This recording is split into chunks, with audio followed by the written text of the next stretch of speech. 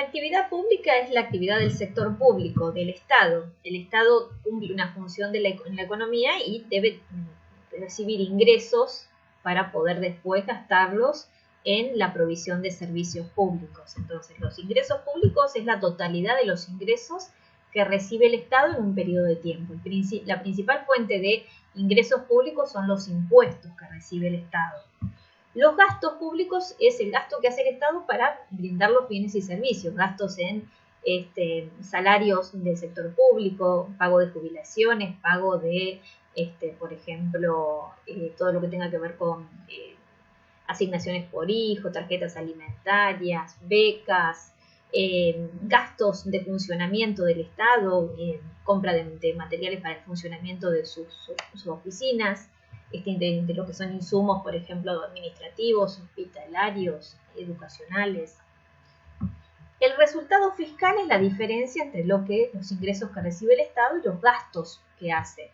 Entonces, el resultado fiscal sería, digamos, analizar a ver si le alcanzan los ingresos, si los ingresos que el Estado recibe son suficientes para solventar sus gastos. Y el Estado realiza lo que se denomina un presupuesto, que es cómo va a gastar los ingresos que va a recibir. El año anterior al finalizar el año, un año, el Estado elabora para el año siguiente un presupuesto donde establece cómo va a gastar los ingresos que recibe, las diferentes partidas en los diferentes ministerios. Entonces, el ingreso público es la totalidad de ingresos del sector público, del Estado, y se diferencian en los ingresos corrientes, que son los ingresos que el Estado hace todo el tiempo, todos los meses. Que recibe todo el tiempo. Uno de ellos son los impuestos, que es la principal fuente de recaudación del Estado.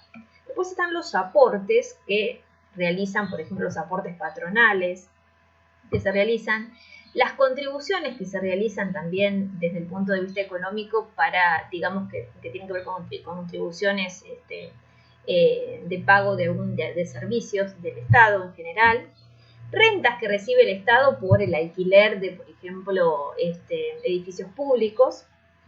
Esta sería la totalidad de los ingresos corrientes del Estado.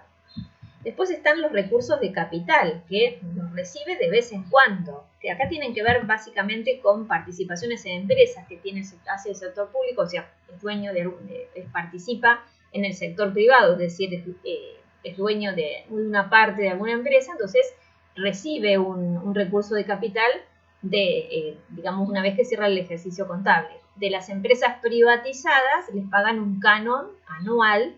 Entonces, ese ingreso lo reciben por año, ¿sí? Entonces, el gasto público es todos los gastos que tienen que hacer el Estado para brindar los servicios públicos que genera. Entonces, hay gastos corrientes, gastos que se hacen todo el tiempo.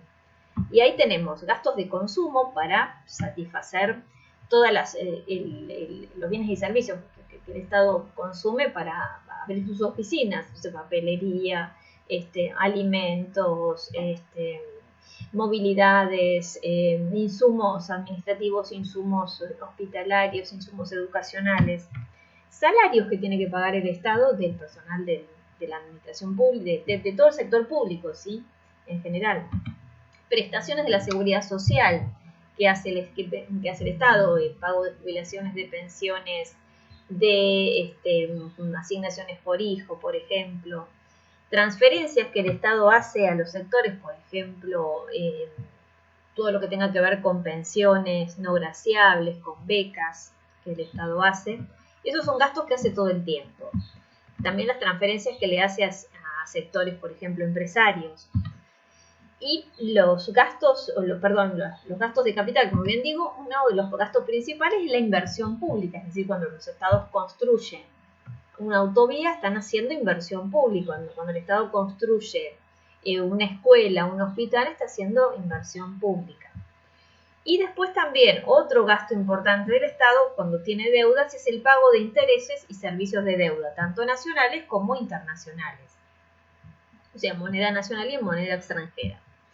El resultado fiscal es la diferencia entre los gastos y los ingresos del Estado. Entonces, hay un resultado fiscal que es primario, que es la diferencia entre los gastos e ingresos corrientes, o sea, de que se hacen todo el tiempo, Y hay un resultado que es financiero, que es agregarle al resultado primario, al cálculo que se hace entre la diferencia entre lo que el Estado le ingresa para gastar y lo que gasta, y se le agrega la parte financiera y se denomina, digamos, y es muy importante este peso cuando hay mucha deuda. Entonces, los posibles resultados que puede haber, uno es superávit. Cuando hay superávit quiere decir que los ingresos públicos son mayores que los gastos, o sea que hay un ahorro fiscal. Cuando hay déficit quiere decir que el ingreso público es menor al gasto del Estado. Entonces ahí el déficit tiene un problema porque hay que financiarlo. Entonces el Estado cuando tiene déficit tiene que ver de qué manera consigue los recursos que le faltan para poder gastar. Entonces ahí o acude bien a la maquinita de provisión de billetes o imprime más billetes, que eso genera también un problema inflacionario, o bien lanza un bono al mercado y con eso consigue dinero, o bien acude a préstamos de organismos nacionales e internacionales, sobre todo en organismos internacionales. Y el equilibrio fiscal es cuando los ingresos públicos son exactamente iguales a los gastos públicos. El presupuesto es la provisión que el Estado hace de cómo va a organizar sus gastos para el próximo año. Entonces, antes de que cierre el primer trimestre, digamos, antes de terminar antes de que comience el último trimestre del año, el Estado tiene que enviar, o sea, la cartera de Economía tiene que enviar al Congreso un presupuesto en cuánto le piensa ingresar al Estado, cómo va a distribuir esos ingresos que piensa ganar en los diferentes partidas presupuestarias de los ministerios y las secretarías. Entonces, este presupuesto es una previsión de gastos e ingresos públicos.